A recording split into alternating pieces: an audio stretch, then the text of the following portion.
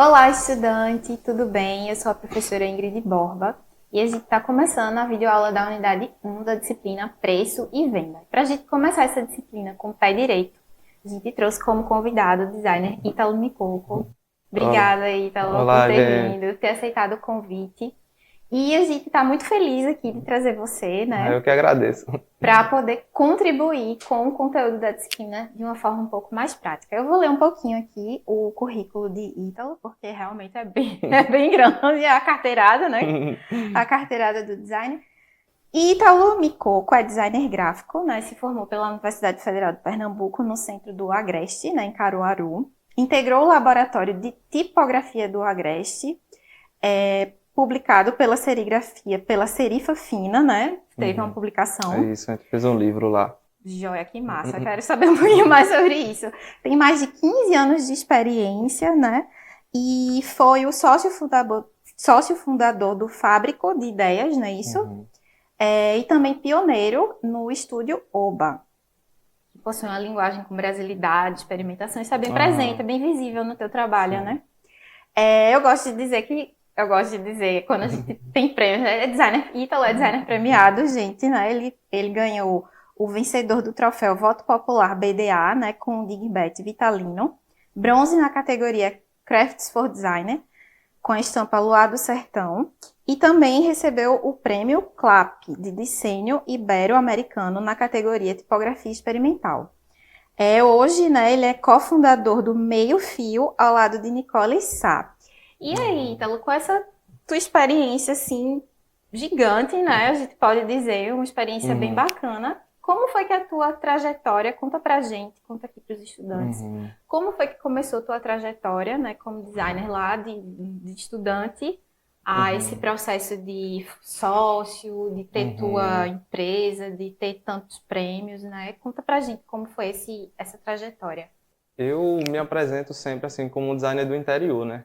Porque toda Sim, a minha formação, vivência, referência é dada a partir do interior. Eu sou de Goiânia, né? sim, E acabei fazendo faculdade, optando por fazer faculdade em outro interior que é Caruaru, né? sim, Então, a vivência assim, design a gente vê que é uma profissão que normalmente ela está nos grandes centros, né? Ela é feita para a sim, indústria, a formação nossa quanto designer, né, do próprio campo mesmo. Ele foi muito pautado assim por essa questão do urbana, né? processo, da questão urbana, da questão da industrialização, né? E o interior ele vive e respira outra coisa assim, né? Que não é tão cosmopolita, vamos dizer assim, né? Então acho que a brasilidade vem muito daí, da simplicidade, do vernacular, né? Das cores, do colorido. Eu moro no meio da feira, né? A feira é assim, de frente à minha Sim, casa. Então não tem como você fugir disso, né? Ao longo da sua trajetória. E por ser do interior, a minha formação e a minha atuação foi muito sendo dada por essa questão de desbravar mesmo, assim, né? De trabalhar, abrindo caminhos, vamos dizer assim, né? Capinando o mato, feito o povo sim, diz. sim. Porque em Caruaru, por exemplo, né? Quando a gente fundou o Fabrico de Ideias, era um estúdio feito por 4 estudantes, né? E Uhum. aí não existia um estúdio de design na cidade, apesar da faculdade ter há 6 anos mais ou menos. Mas aí o que tinha eram agências de publicidade que não eram o Sim, mesmo processo de que a gente via metodológico dentro das disciplinas e tudo. Então a gente disse, não, vamos fazer design do nosso jeito. E acabou que surgiu o Fabrico, depois eu precisei sair, né? Casei, tive filho, mudei de uhum. cidade. Depois eu volto para o Agreste de novo e faço o Estúdio Oba junto com Nicole Sá, que é minha companheira, e outros amigos, né? E aí a gente fez esse trabalho no Oba, que ele se encerrou ano passado, né? Mas sempre muito voltado por a gente pensar um design mais brasileiro mesmo, mais longe desse lugar mais industrial, mas até mais com verniz assim elitista que a gente sabe que Sim, existe na, muito. na profissão, né? Então, a gente sabe que o design ele veio desse berço assim da modernidade, foi sendo construído Uhum. com esse lugar assim de que design é para grandes marcas, Sim, né? Design é para grandes histórias. A gente vê no livro vários exemplos assim, sempre e nunca são coisas do cotidiano, né? Tem essa coisa assim. A gente tem um exemplo até, eu cito assim meio que às vezes meio acanhado, mas a gente tem até um exemplo bem particular disso aqui em Pernambuco e no Brasil todo, que é o caso de Aloysio Magalhães, assim, né? sim. porque ele é filho de uma elite política e econômica e ele conseguiu, a partir do lugar que ele é, lógico que é um cara que sim, que desbravou Sim. também, que fez várias coisas assim incríveis, que tinha um cuidado com o patrimônio, com a brasilidade muito grande também, mas a gente sabe que conquistar acesso a tais clientes é muito também do seu contexto. Eu acho que a Sim. questão de contexto econômico e cultural brasileiro deve ser levado muito em consideração quando a gente está começando, né? E isso influencia muito a forma como a Uhum. gente produz o nosso próprio designer, né? Isso. O nosso curso tem essa dinâmica de ter muitos alunos que não são só daqui, da capital do Recife, que são do interior. Então, eu acho que essa tua história, mostrar a tua história, a tua trajetória profissional e mostrar que isso é possível, porque é muito diferente a realidade do centro para, né, para o processo de interiorização, né, os interiores. Então, eu acho que mostrar essa trajetória, mostrar as nossas histórias é muito Sim. importante. Embora seja uma disciplina de preço, uma disciplina um pouco mais técnica, né? Realmente como calcular, como ter o nosso lucro, é maravilhoso tu trazer a tua história antes, né? Essa história de ser design do interior, de Sim. trazer essa questão do vernacular, que é a nossa identidade, a identidade que a gente vai imprimindo enquanto a nossa trajetória profissional, né? E uma coisa muito bacana, assim, que você já trouxe, né, que já leva para o nosso assunto, é essa questão de conquistar clientes, né? Assim, por mais sensível que seja falar sobre isso, é muito diferente a realidade de uma pessoa que estuda no Recife, que vem de um berço, né, como a gente falou, de Aloísio, que conhece uma galera, porque captar clientes também é mostrar sua cara, né? Mostrar quem você é, né? Você tá ali na patota. Você tá ali um pouco na patota. Você tá no meio, né? Acho que a questão social e econômica, ela nunca deve ser deixada de lado, assim, nessa questão, principalmente quando você tá começando, né? Porque, por exemplo, uma pessoa que tá em tal extrato social, quando ela sai da faculdade, ela pode fazer projetos para uma pessoa que tem um alto valor de investimento para, sei lá, abrindo uma delicatessen, uma padaria ou um consultório de dentista. Ela vai ter amigos que vão ter investimento e orçamento para poder fazer grandes projetos. Isso. Né? Enquanto a realidade da maioria, e acho legal assim do curso estar interiorizando assim a distância para todo o estado de Pernambuco, porque a gente sabe que a realidade que as pessoas vão encontrar no interior é totalmente diferente. Né? Então, isso muda a forma com que a gente vai se posicionar e encarar assim, esse desafio no início da carreira. Né? Com certeza, maravilhoso. Então, o valor econômico ele está muito conectado a isso. Que é uma coisa assim que eu fico... às vezes eu fico olhando no Instagram e às vezes eu fico tendo excessos de raiva, assim, Sim, porque sempre, né? é muito discrepante, assim, principalmente quando a gente está olhando e aí tem vários formadores, assim, de opinião, de criadores de conteúdo que trabalham muito questões, assim, por exemplo, cobre projetos de 10K, parece que é um número mágico, assim, né? Parece que é uma meta, assim, um lugar para chegar, só que aí é uma coisa que eu não estou querendo desestimular ninguém não, mas assim, a gente sabe que o Brasil, 80% dos brasileiros, eles recebem menos de 2 salários mínimos. Né? Um valor de R$10.000 num projeto, só 5% dos brasileiros, ele tem uma renda maior que R$10.000. Podem pagar, então, né? acho que assim, é uma coisa a levar em consideração na hora que a gente precifica, na hora que a gente está querendo entender quem é o nosso perfil de público. Né? Então, tudo isso faz parte assim, desse contexto. Não dá pra gente ficar olhando só pra gente, né, e não olhar o entorno, né, o social. Isso, com certeza. Então, já puxando o gancho, né, eu gosto muito de pensar assim, um pequeno manual de sobrevivência. Um pequeno manual, se a gente fosse criar hoje um pequeno manual de sobrevivência para iniciantes de designer freelancer, né? Tu já deu aqui algumas dicas valiosas, como essa, observar, né, a sua clientela, o seu contexto e o contexto de quem você está atendendo, não ficar só na matemática, sem olhar, né, sem esse olhar social, econômico, cultural. Isso é muito importante para olhar design. Mas me diz, com base na tua experiência, se a gente fosse criar hoje um manual de sobrevivência, né, para quem está começando, o que tu acha assim que seria pontos importantes para a galera que quer começar a trabalhar como freelancer, né? Porque a gente sabe que existe esse lugar da agência, né, do estúdio, Uhum. até do serviço público, né, como é, por exemplo, no meu caso, do Sim. serviço público de trabalhar como designer, também fazendo arte interna, né, para uma coisa, para uma empresa assim, pública ou privada, mas a gente sabe que boa parte dos designers tem muito esse lugar do freelancer.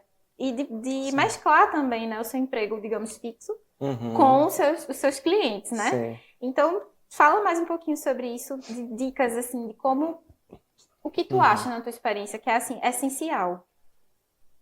Acho que tem dois pontos assim que a gente precisa começar a tentar entender nesse começo assim, né? Uhum. É entender sua identidade enquanto profissional e identificar o tipo de projeto, o que é que eu quero fazer. Ah, eu gosto de identidade visual, eu quero trabalhar com papelaria, ou eu quero trabalhar com embalagem, com ilustração, enfim. Uhum. Tentar encontrar esse lugar, ou esses lugares, né, que você quer, coisas que você quer fazer, que você sabe, que você quer se empenhar e quer melhorar, quer investir nisso, Uhum. né, e junto com a criação de um método de trabalho. Eu acho que isso é bem importante, assim, porque a vitrine do portfólio, ela é super importante, né? Só que quando o cliente chega para você, para ele enxergar valor, eu acho que além daquilo que ele está vendo ali no seu portfólio, tem muito lance de ter uma confiança e uma previsibilidade dentro desse processo de design, porque eu acho que, Sim. pelo menos a experiência que eu tenho, é isso que gera bastante valor, né? Sim. A questão de ter uma metodologia muito clara, que a partir do primeiro momento que você senta com o cliente para conversar, para negociar, você primeiro ouvir bem ele, saber ouvir é super importante, né? Para você, a partir da escuta e de entender as necessidades que aquela pessoa tem ali, porque às vezes eu vejo muito que, às vezes tem lugares que falam assim, vamos entregar, meu serviço é identidade visual e eu faço X, Y, Z, né? Mas nem sempre funciona assim. Eu gosto muito mais de ouvir e entender as necessidades, porque às vezes você vai querer cobrar um pacote fechado, vamos dizer assim, para o cliente, Sim. e aquilo ali está aquém do que ele precisa realmente ou está longe do investimento que ele pode fazer. Uhum. Né? Então, ter esse processo para você explicar ao cliente, entender quais são as necessidades, os pontos que você vai precisar entregar ele ali, né? Ele ter essa previsibilidade de que dentro do seu processo tem a primeira etapa, que é uma etapa mais de imersão, de você entender ali o histórico da marca, o posicionamento, né? Uma parte de pesquisa e começo de construção visual, para depois você traduzir aquilo ali, né, em uma identidade visual ou em ilustração, alguma coisa assim do tipo. Eu acho que esses são os dois pontos que você precisa prestar bastante atenção, né, nesse começo, assim, de identificar quais são os clientes que você quer atender, também para não cair muito naquela coisa de que começo de carreira você não tem um portfólio pronto. Como é que eu vou captar sem ter portfólio? Sim. Então eu tenho que começar a fazer, sei lá, projetos fictícios, ou então fazer um projeto de graça ou por um custo muito abaixo, né, para uma pessoa que eu conheço aqui do meu entorno, para eu poder fazer esse portfólio. Então, ajudar a ter essa identidade, identificar o que você quer fazer, vai ajudar você a escolher melhor essas suas guerras iniciais ali, essas suas batalhas, né? Porque se eu quero trabalhar com identidade visual, sei lá, hoje em dia a gente trabalha muito fazendo projetos culturais, né? Então, a gente teve um momento que a gente precisou voltar, né, um pouco, dar um passo atrás e tipo, vamos investir nisso, então vamos tentar construir um portfólio massa nisso aqui. Então, vamos investir bem, assim. Então, se dedicar mais tempo, se direcionar mais, para não cair naquela armadilha também de fazer qualquer projeto assim que você às vezes nem se identifica. Você vai falar, sei lá, vai fazer um projeto para uma campanha política, né? Vai fazer o projeto para uma marca que é uma marca mais tradicional, mas você quer ir para um outro campo. Então, acho que isso lhe afasta também daquelas propostas assim, meio fuleira, né? De tipo, faz isso aqui que eu te indico. Né? Então você vai, já tendo esse entendimento, você já se livra um pouquinho, sabe? Isso são armadilhas reais, né? De quem trabalha com designer freelancer, que é pegar aquele cliente que muda muito, né? Existe uma diferença bem grande entre alterações e alterar todo o escopo do projeto, né? A armadilha do faz que eu te indico, para quem tá começando, não existe né? Não, viu, gente? Isso, faz que eu te indico, sabem? A outra armadilha clássica é até um clichê, né? Meu sobrinho fala. Meu sobrinho mexe com Illustrator, mexe com tecnologia. Então, é muito importante essa construção de identidade para essa construção também de trajetória profissional. É bacana quando tu mostra que direcionou o teu perfil que hoje você trabalha. Tu acha que é possível, nesses teus 15 anos, tu vê essa possibilidade de equilibrar a sua identidade, o que você gosta de fazer com essa questão da sustentabilidade financeira, de ter projetos que te deem essa renda ao mesmo tempo que te tragam esse propósito de trabalhar, né? Porque não é só fazer por fazer. Claro que vão ter coisas que a gente vai fazer por uma necessidade e tal, isso existe, é normal, todo mundo passa por isso. Sim. Mas eu acho que é importante a gente, enquanto profissional, designer, ter esse equilíbrio entre o que a gente tem propósito, tem valor pra gente e traga também essa renda. Tu acha que é possível, nesses 15 anos, encontrar esse equilíbrio? Sim. Eu acho que é super possível, até porque 15 anos é e aí falando de um lugar muito próprio, assim, né? É muito, então, subjetivo. Mas eu acho que é uma questão que funciona a longo prazo, porque isso são sementinhas, né?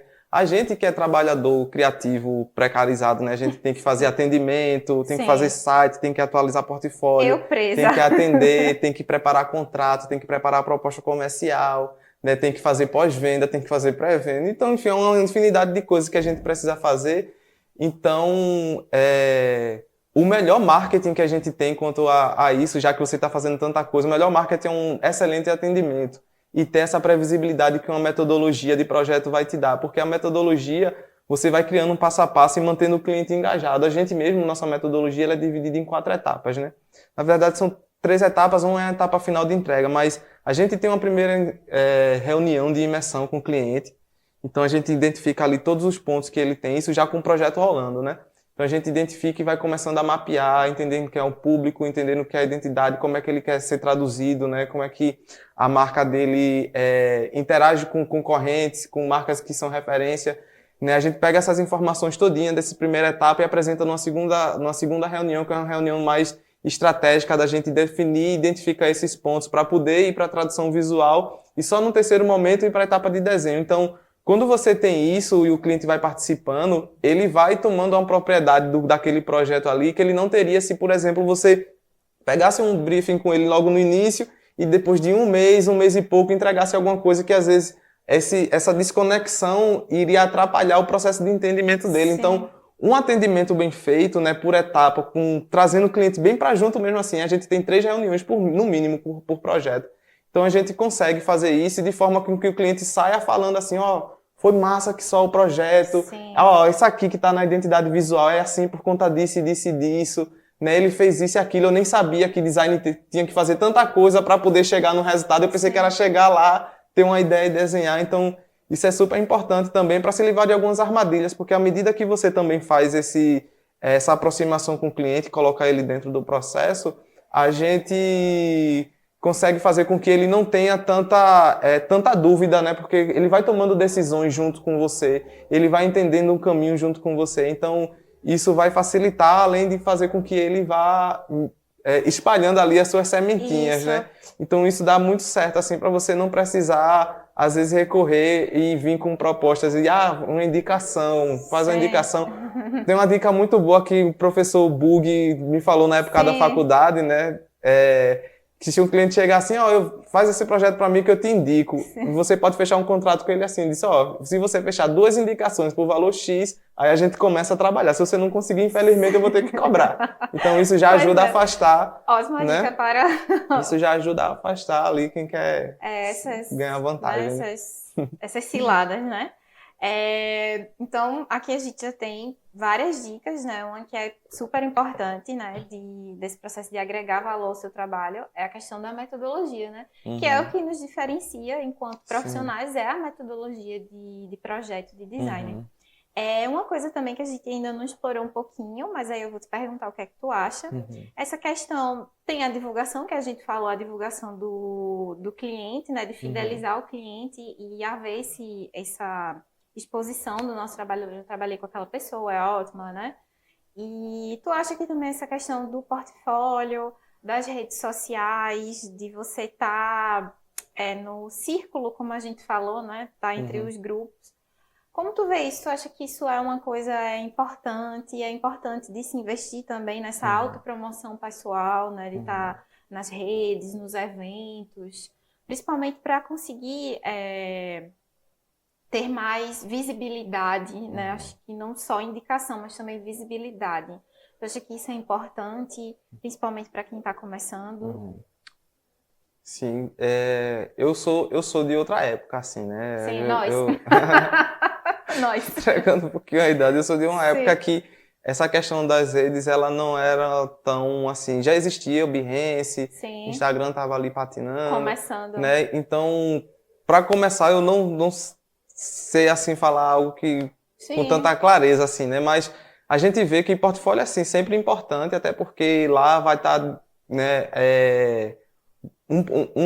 primeira barreira, um primeiro atestado de que o cliente vai ter confiança em contratar seu trabalho, né? Seja porque ele gostou do seu estilo, né? Seja porque a entrega técnica é excelente, né? Ali é uma forma também de você estar colocando o seu trabalho numa vitrine, né? E como um primeiro contato, eu acho que esse primeiro filtro ali que o cliente chega para você é muito do que ele está vendo, né? Essa dinâmica de rede social eu não acompanho tanto, né? E aí tá claro que tá comigo porque eu já tenho um trabalho de 15 anos, né? Então, assim, eu percebi até no último ano que eu tenho usado cada vez menos redes sociais e postado menos, consequentemente. Então, a maioria dos nossos trabalhos vem por indicação ou de clientes que são recorrentes, né? O cliente está com um projeto, fez um projeto esse ano, no ano que vem ele está com outros 2 projetos e tal. É muito particular do tipo de cliente que eu atendo, e aí por isso que eu falei da importância, né, da gente identificar e mapear, né, e ter essa construção de ter a indicação sempre, né? Mas claro que é importantíssimo você ter um portfólio que identifique ali qual é o seu estilo de trabalho, o que é que você entrega, quais são os processos que você tem minimamente, né? Explicando um pouco como é essa questão da sua metodologia de trabalho, né? Mas aquilo ali eu acho que é um ponto bem inicial do que você precisa realmente entregar para o cliente. Eu acho que essa parte de atendimento, essa parte de conversa, o processo que você tem é muito mais marcante do que o que o cliente vai ver no seu Instagram, Do que o que né? Porque até porque você vai estar construindo algo para ele, né? Então aquilo ali vai acabar gerando muito mais valor. Então, assim, rede social é importante, mas é bom a gente dosar também, olhar, não só se importar com o que as pessoas vão ver do nosso trabalho, né? Mas o que é que a gente está fazendo de fato quando ele começa. Acho que é isso. Às vezes a gente fica preso a uma dinâmica algorítmica, assim, de rede social, Sim. de estar produzindo sempre, De de tá de uma postando. comparação exacerbada, assim, com outros Isso. centros, com outras pessoas de outros contextos, Que não é né? o seu, Que não é o a nosso. sua realidade. E Sim. aí a gente às vezes se cobra bastante, né? Mas vamos com calma, vamos construindo devagar, né? Eu acho que a estrada é longuíssima, assim, então tudo precisa ser feito de uma forma muito natural também, né? E não adianta, vamos investir super aqui em criação de conteúdo, pode dar certo para um, pode não dar certo para o outro, né? Acho que isso é bem relativo, não existe fórmulas como tentam vender pra gente, né? Exatamente. Ítalo, né? Então, falando dessa questão de portfólio, aproveita aqui o momento e dá o teu arroba, o link, né, para os estudantes te acompanharem aí na rede. Meu perfil no Instagram é @italomicoco, K-O-K-O, né, no final.